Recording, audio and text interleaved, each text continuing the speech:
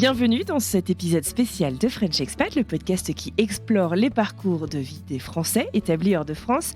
Aujourd'hui, j'ai le plaisir d'accueillir Jérémy Coleman, un entrepreneur français basé en France actuellement qui incarne parfaitement l'esprit d'innovation et de réinvention professionnelle si souvent rencontré chez les expatriés. Il y a énormément de Français qui s'installent à l'étranger et qui s'emparent d'un défi de taille. On a plus de 300 épisodes qui sont sortis dans French Expat et je pense qu'on a au moins la moitié des épisodes qui en parlent. Les gens en fait partent à l'étranger et cherchent à se réinventer professionnellement. Que ce soit par choix, que ce soit par nécessité, l'expatriation offre souvent l'opportunité de repenser sa carrière, d'explorer de nouveaux horizons et c'est ce qu'on a pu donc raconter dans plein d'épisodes.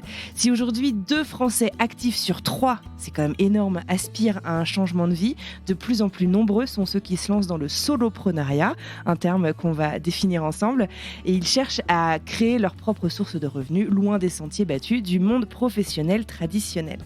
Jérémy, tu es un exemple un peu de cette tendance. En 2021, tu as fondé Coleman Publishing, une entreprise de conseil, de coaching, de formation qui est dédiée à accompagner les acteurs de la Creator Economy, avec un bel accent français, dans leur développement commercial, stratégique et de visibilité. Donc en gros, des coachs, des créateurs, des thérapeutes, des freelances, des consultants. Coleman Publishing offre des outils et des connaissances nécessaires pour pouvoir prospérer en fait et donc se lancer dans ce monde qui est hyper concurrentiel. Dans cet épisode donc, qui a reçu le soutien de Coleman Publishing, je vous invite donc, chers auditeurs et auditrices, à plonger dans l'univers du coaching et à explorer avec moi ses stratégies, sa vision unique du succès dans la Creator Economy. Bonjour Jérémy et bienvenue dans cet épisode bonus de French Expat. Merci beaucoup de m'accueillir et merci pour cette belle présentation qui résume bien tout ce qu'on essaye de faire au quotidien, effectivement. Parfait. Écoute, pour commencer, est-ce que tu pourrais nous parler un petit peu de ton parcours et ce qui t'a mené, donc je l'ai dit vraiment en quelques mots, à fonder Coleman Publishing?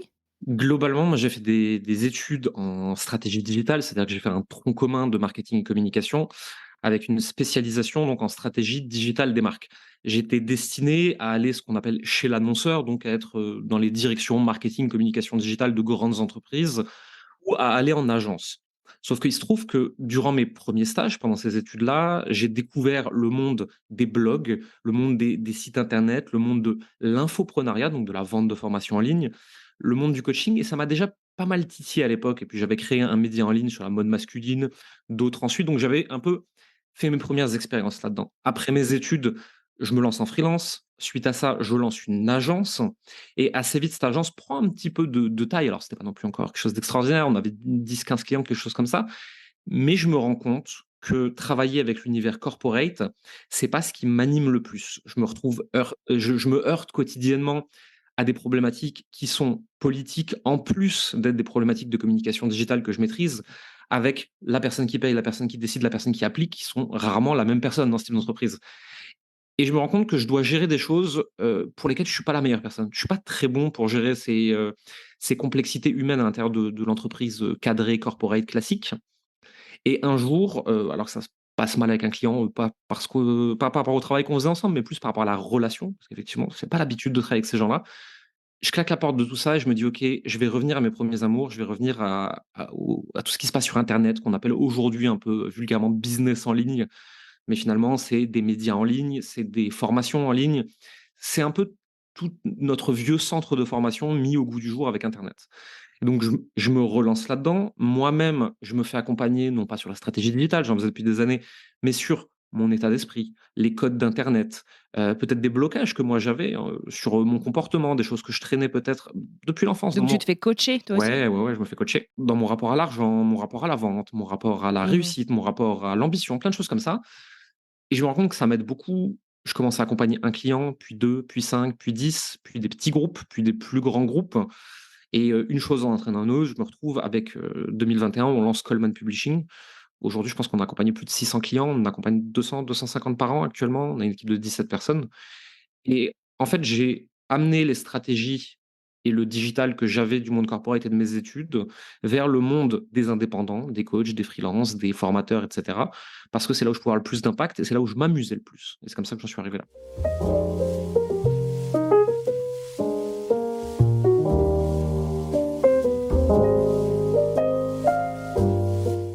Celles et ceux qui nous écoutent vont se dire: «OK, mais alors pourquoi les expatriés, pourquoi est-ce qu'on va parler aux Français qui vivent à l'étranger? Alors, c'est un peu ce que je disais en introduction.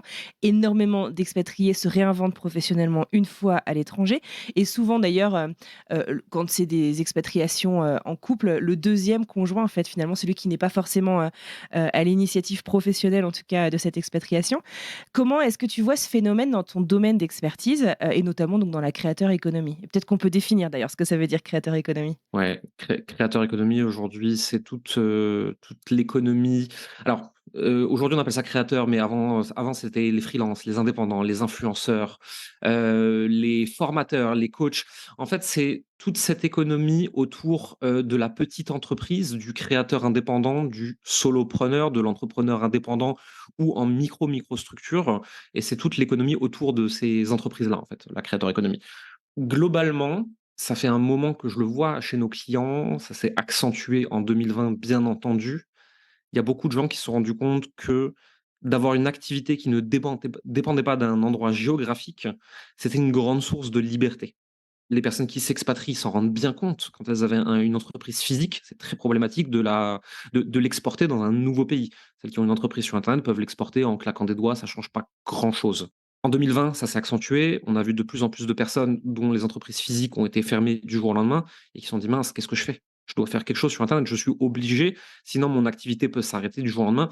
Elles se sont senties en grande situation de vulnérabilité, de fragilité vis-à-vis de ce qui pouvait se passer dans le monde. Parce que ce jour-là, c'était un virus, mais ça aurait pu être n'importe quoi d'autre finalement. Ça peut arriver encore demain. On est dans un monde qui est de plus en plus complexe au sens de théorie du chaos, tout va vite, plus personne ne comprend rien. Mais bon, ça, c'est pas tellement mon sujet et c'est pas à moi d'expliquer ça, mais on se rend bien compte que d'avoir une activité sur internet, ça rend plus libre. Et ça, c'est quelque chose que les expatriés connaissent bien. C'est quelque chose que les personnes qui, à 40 ans, qui font une crise de sens parce que leur ancien travail ne leur plaît plus, comprennent bien. Les personnes qui décident d'avoir des enfants, elles se rendent compte qu'en fait, pouvoir travailler de la maison, en fait, elles le comprennent bien aussi. Et moi, j'ai en face de moi toutes ces personnes-là, des personnes qui sont expatriées, des personnes qui se sont reconverties, des personnes dont l'entreprise physique a été fermée du jour au lendemain. Et ces personnes-là, elles veulent développer une activité sur internet. Et c'est ça le cœur du sujet, c'est ça le cœur de la créateur économie, c'est que le format d'entreprise qu'on a tous connu les 50 dernières années, je pense qu'il va perdurer, mais ce sera plus la seule chose disponible, en fait. D'accord. Donc en gros, c'est une énorme, enfin le soloprenariat qui, va, souvent autour donc, de la créateur économie. Est-ce qu'on peut dire que c'est la même chose? Oui, c'est sensiblement les mêmes marchés ou à En tout cas, minima, ça se recoupe beaucoup? ils sont connexes à minima. Pour donner un peu de contexte, j'ai plus les chiffres exacts, mais je crois que c'est ça. Il me semble que Goldman Sachs a analysé que ce serait un marché à 600 milliards d'ici 2025, je crois. Chose comme ça. Je suis pas sûr que le chiffre soit ultra précis, mais c'est dans ces ordres de grandeur, en tout cas.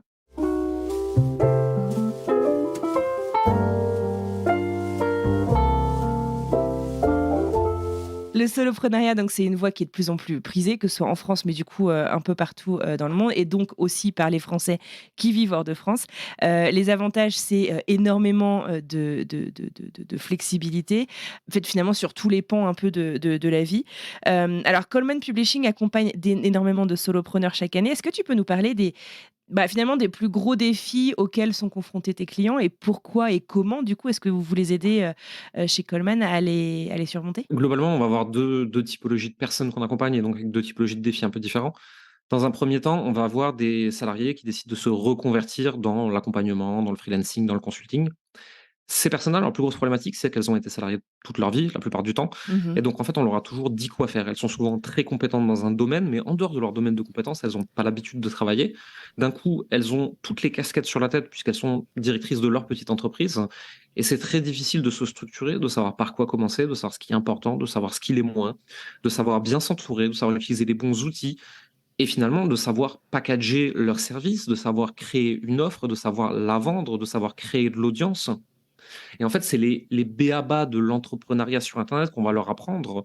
On leur apprend comment passer de salarié à entrepreneur quelque part. Ouais. Et dans un second temps, on a des personnes qui sont déjà lancées, mais qui, pour tout un tas de raisons personnelles, structurelles, peu importe, ont un peu de difficultés en ce moment, parce que le monde d'internet change très très vite et le paysage concurrentiel également. Et ces personnes-là, en général, on va venir avec elles simplifier leur système d'acquisition de nouveaux clients, simplifier leur offre, simplifier leur façon de parler à leurs clients et Mmh. globalement mettre en place des choses qui réduisent leur temps de travail de 80 mais leur permettent d'avoir plus de clients, d'avoir une activité plus agréable, plus prospère. Il ne s'agit pas ici de promettre des millions et tout ça, hein, loin de là même. Il s'agit simplement de pouvoir pratiquer son métier et en vivre convenablement, d'où on veut, d'une façon agréable. Et puis j'imagine qu'il y a aussi, quelque chose, c'est que, bah, en solopreneur, ça veut dire donc qu'on est seul. On n'a pas, une équipe, de collègues, avec qui on peut aller, je sais pas, brainstormer, avec qui on peut partager, ses difficultés. Est-ce que c'est un corps de métier justement qui est très isolé? Ou est-ce que les gens arrivent quand même à recréer peut-être, je sais pas, des think tanks, des groupes de travail qui leur permettent aussi, bah, de réfléchir, collectivement et d'avancer? De manière générale, les entrepreneurs indépendants souffrent d'énormément de solitude. Ils sont derrière l'ordinateur toute la journée. Souvent, ils travaillent de chez eux. Donc, ça veut dire que le matin, ils se lèvent, ils changent juste de pièce et le soir, ils changent juste de pièce également, si c'est pas la même pièce dans laquelle ils mangent, et cetera. Donc ça, c'est une vraie difficulté. Il y en a pas beaucoup qui sont dans des coworking. Ils sont seuls, ils rencontrent pas beaucoup de gens ou du moins pas beaucoup de gens comme eux avec qui ils peuvent échanger. Et le fait que nous, dans notre accompagnement, mais ça existe complètement en dehors aussi, il y a de plus en plus de communautés en ligne qui se créent autour de ça. C'est tout simplement parce que quand on décide de suivre cette voie du solopreneur, de l'entrepreneuriat en ligne, on a un mode de vie qui est très différent de la plupart des gens et que la plupart des gens ne comprennent pas. Et donc on peut vite se sentir très très seul et se regrouper comme ça, que ce soit sur des événements gratuits, des événements payants ou des programmes d'accompagnement, mais peu importe le résultat est le même, ça permet d'échanger avec nos pairs, d'échanger avec des personnes qui traversent les mêmes choses que nous ou d'échanger avec des personnes qui les ont traversées. Ça fait du bien, c'est hyper important. Tu disais, que donc, une grosse partie de l'accompagnement que Coleman Publishing, propose, c'est justement de rendre plus efficace la stratégie, de création de contenu, de marketing, et donc d'acquisition finalement de clients. Quelles sont les stratégies, je sais pas, les plus efficaces qu'on peut recommander à des solopreneurs? Alors, on va pas faire toute la formation, mais pour avoir un peu une idée, afin de créer du contenu de qualité et puis de captiver une audience, dans cette économie? De manière générale, il y a 4 façons, fonctionnelles d'avoir des clients aujourd'hui quand on est indépendant, Mmh. même quand on est une entreprise, en fait, c'est la même chose, hein. Et elles marchent pas toutes de la même façon selon ce qu'on fait. Il y a la première, c'est la prospection. Tout le monde connaît, on envoie des messages à des inconnus, on envoie des emails à des inconnus, on appelle à froid des entreprises qui sont, dans notre cible. C'est quelque chose qui marche extrêmement bien, c'est cela dit extrêmement difficile, c'est très prenant nerveusement et c'est avant tout, la loi des grands nombres. C'est-à-dire que si on fait beaucoup, beaucoup, beaucoup de contacts, on aura quelques touches et probablement quelques clients. C'est très bien dans plein de domaines, notamment du freelancing. La problématique avec ça, c'est qu'un coach, par exemple, ou un thérapeute, il peut difficilement faire ça. C'est comme si un médecin faisait du porte-à-porte pour savoir si quelqu'un était malade, ce serait bizarre. Deuxième possibilité, ce qu'on appelle la prospection digitale de masse, c'est globalement la publicité. On fait de la publicité, on essaie de toucher un grand nombre de personnes, on a un très, très, très grand filet de pêche et on se dit que dedans, il y aura deux trois personnes qui sont exactement celles qu'on veut. Mmh. Troisième possibilité, stratégie dite organique, on va miser sur le référencement naturel.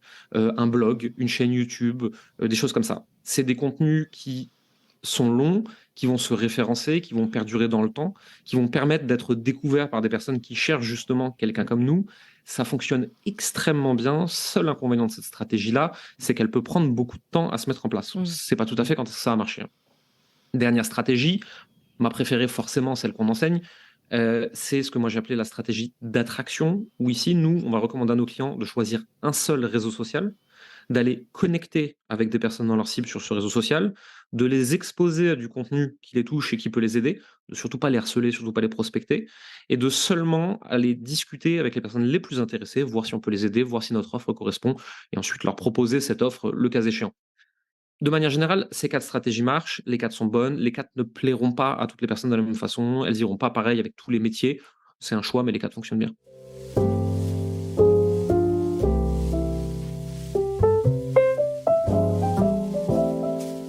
Parlons un petit peu de gestion de temps et de priorité. Beaucoup de solopreneurs se retrouvent débordés par, bah, justement, voilà, si je passe, toute une journée au téléphone à faire du cold calling, de la prospection, bah, le reste de mon travail n'avance pas. Voilà, par définition, c'est un peu des one man show, les solopreneurs. On a beaucoup de différentes, responsabilités. Quels sont vos conseils pour une gestion efficace du temps et des priorités afin de rester, du coup, concentré quand même sur la croissance de son activité? En fait, il faut bien distinguer les moments où je travaille sur l'entreprise, donc sur le développement de l'entreprise, et les moments où je travaille dans l'entreprise. La plupart du temps, ça veut dire avec les clients. L'important, c'est de trouver un juste équilibre. Alors déjà, de ne pas travailler 15 heures par jour parce qu'on est solopreneur et qu'on est chez soi derrière son ordinateur, parce qu'en fait, personne n'est efficace plus de allez, 6 heures dans la journée, mais ce serait plutôt 4 hein, la plupart du temps. et simplement ensuite se dire: «OK, je vais commencer par travailler 1 heure ou 2 sur mon entreprise, je vais commencer avec ça et ensuite je vais travailler dans mon entreprise, donc pour mes clients». Ça peut paraître un peu contre-intuitif. Pourquoi moi, ce que je recommande toujours de commencer sur l'entreprise et ensuite les clients? Parce que si en milieu de journée, je suis un peu fatigué et j'ai plus tellement envie, je peux pas dire à mes clients: «Finalement non». Alors que si j'ai commencé par mes clients et que je suis fatigué, souvent travailler sur mon entreprise, ça va passer à la trappe. De même que, passer du temps avec ma famille, début de journée, faire du sport, début de journée. Plus je peux transiger avec moi-même pour annuler quelque chose, plus je le mets tôt dans la journée, plus c'est quelque chose que je ne peux pas éviter, parler à mon client puisque je lui ai vendu, plus je peux me permettre de le mettre tard dans la journée parce qu'en fait, je peux pas, m'esquiver. Moi, ça a été toujours ma stratégie, c'est celle que je recommande. Donc c'est un peu des mind games, pour, Ouais, piéger notre mais esprit. mais mais mais complètement, complètement.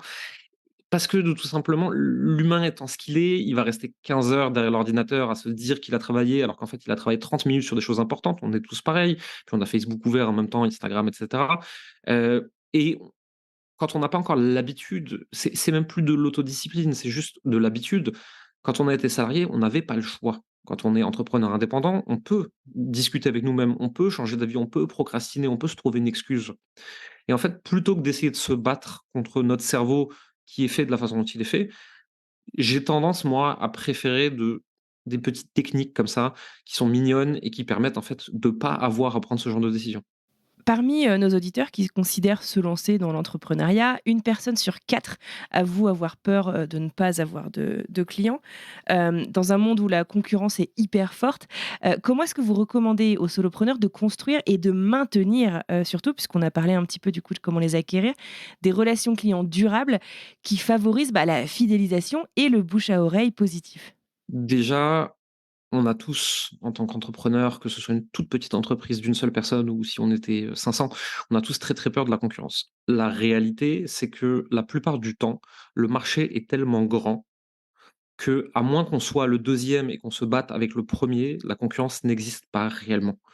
Sur un marché, à peut-être 100 millions, si, moi je fais un chiffre d'affaires de, 20 ou 30 000 € par an, j'ai pas de concurrent. Je suis trop petit pour avoir le moindre concurrent. Ensuite derrière, c'est de comprendre aussi que les gens en face de nous, achètent certes un service, mais la plupart du temps achètent aussi une personne. Son énergie, sa façon d'amener la problématique, sa façon de la résoudre, sa façon de communiquer publiquement, et cetera. Et ça, c'est quelque chose qui n'est pas copiable. Personne ne fera un meilleur Jérémy que moi. Il y a des personnes qui n'aimeront pas du tout Jérémy et elles iront ailleurs, mais celles qui vont adhérer avec ce que je représente sur internet ne peuvent aller que chez moi puisque je suis le meilleur moi-même. Quand on comprend ça, derrière, ne pas se travestir, ne pas trahir qui on est, juste venir avec ce qu'on a apporté sur le marché, exposer les personnes à ça et continuer à le faire dans la relation client. Les clients vont vouloir rester avec une personne qu'ils connaissent bien du moment que la personne délivre ce qu'elle a vendu. Donc finalement, garder confiance en soi, et être fidèle finalement à soi-même a avant de demander à ses clients de l'aide, quoi. La plupart du temps, c'est ça.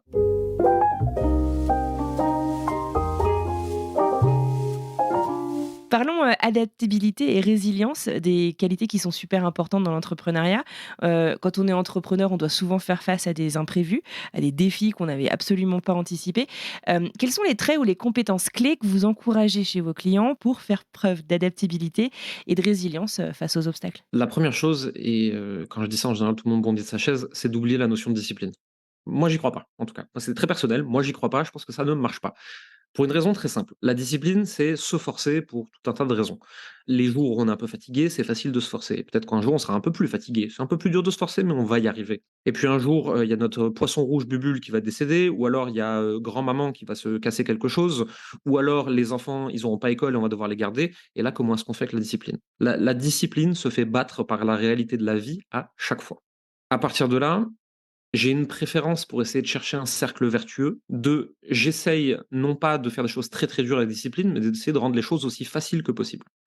Si elles sont faciles ou si j'arrive à les rendre plus faciles à minima, je vais pouvoir les faire plus souvent, et plus longtemps. Si je fais ça, je vais progresser. Si je vais progresser, je vais avoir des résultats. Donc je vais être content. Ça va renforcer positivement ma nouvelle habitude.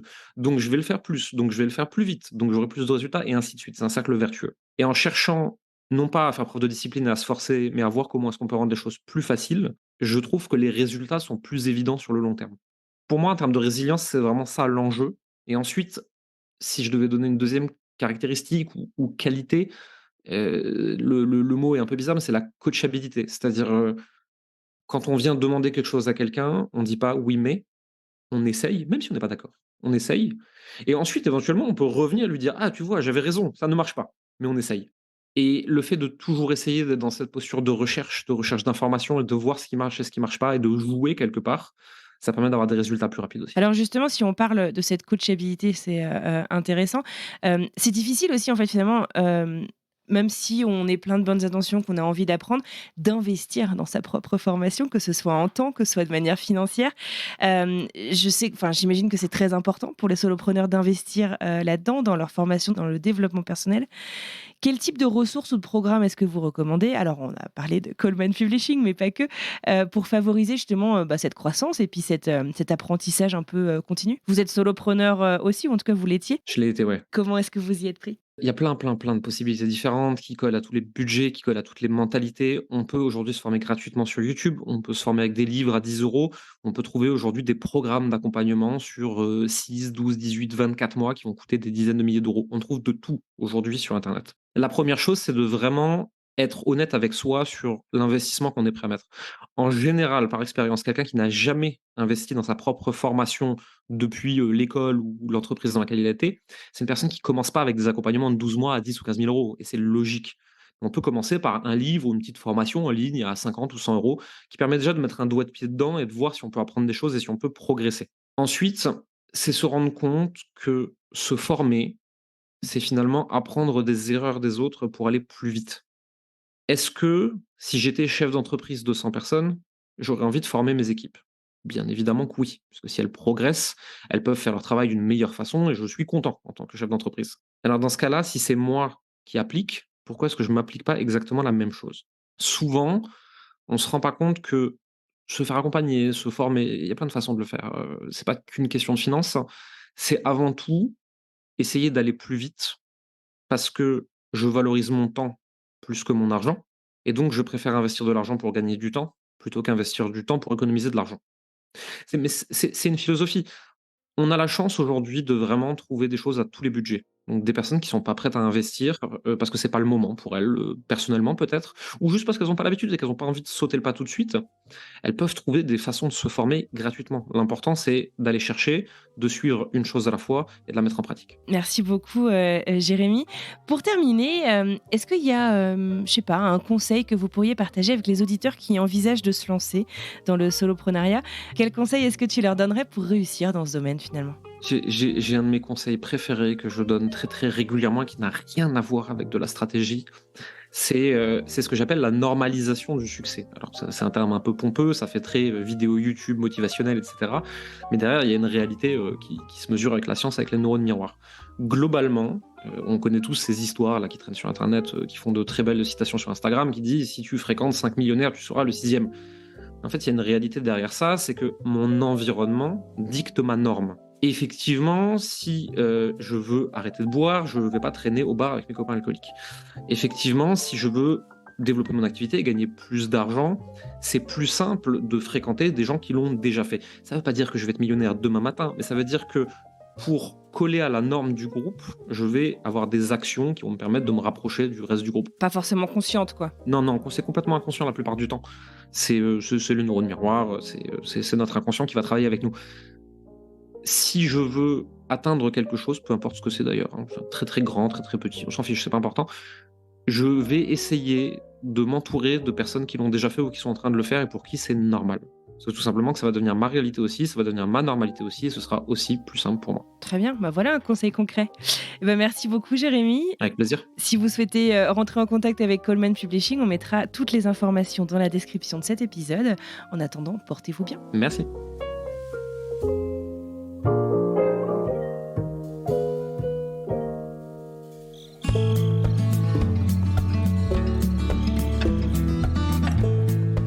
Voilà, c'est tout pour aujourd'hui. J'adresse un grand merci à Jérémy Coleman et à son entreprise Coleman Publishing pour le soutien apporté à French Expat. J'espère que cet épisode vous aura apporté des clés concrètes pour vous lancer ou pour renforcer votre présence en ligne par exemple. C'est tout pour moi pour aujourd'hui. Je vous souhaite une très belle journée et je vous retrouve mardi pour de nouvelles histoires.